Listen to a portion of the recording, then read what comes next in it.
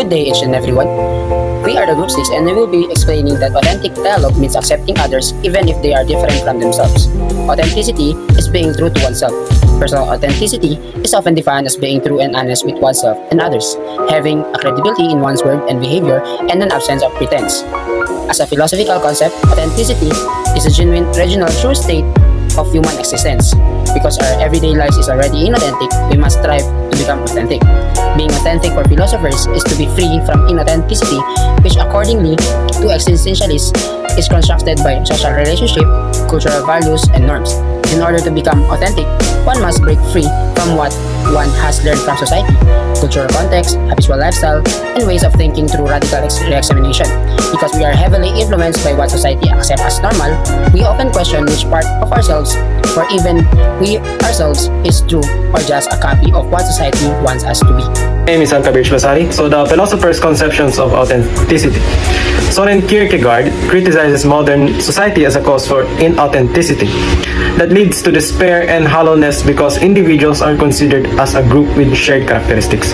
So, for Kierkegaard, people are not just members of a community or society.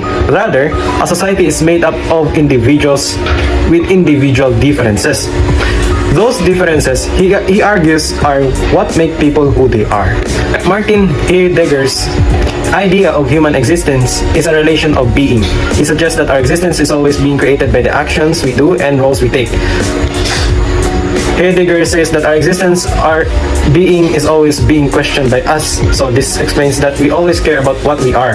This is why all our actions reflect or even make up who we are as a people. This is why for Heidegger, a social context is needed in order to have a background for the choices we make in our lives. But the unique nature of each individual is best seen not in who he is, but in who he becomes.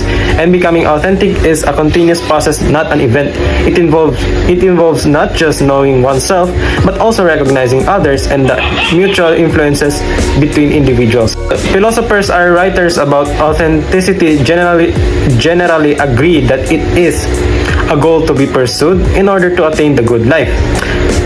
Difficult to achieve because of social pressures to live inauthentically.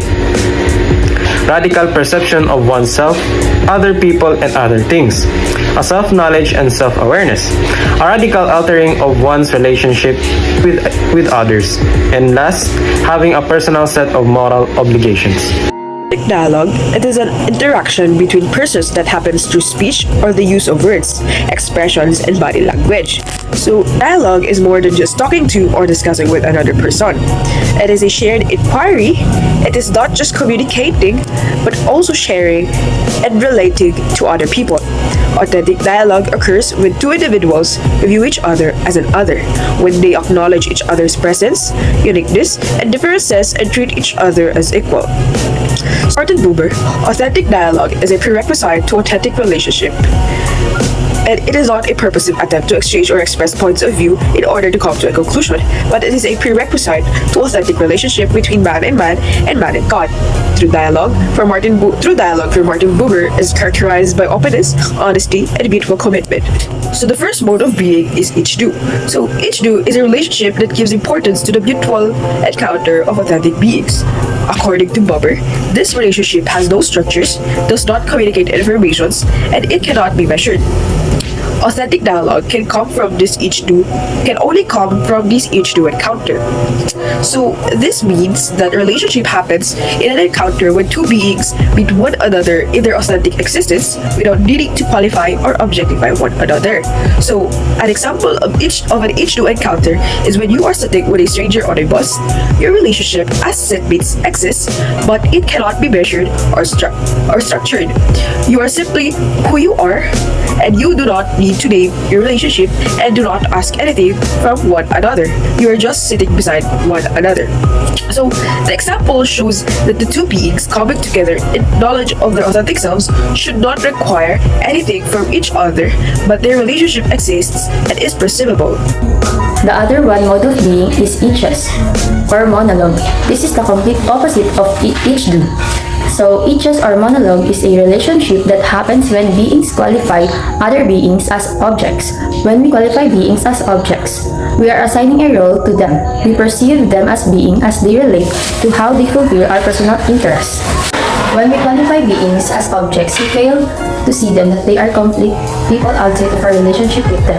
For example, our parents exist not just as a mother and as a father, but as complete person. They have past lives and present relationships that does not include me being their children.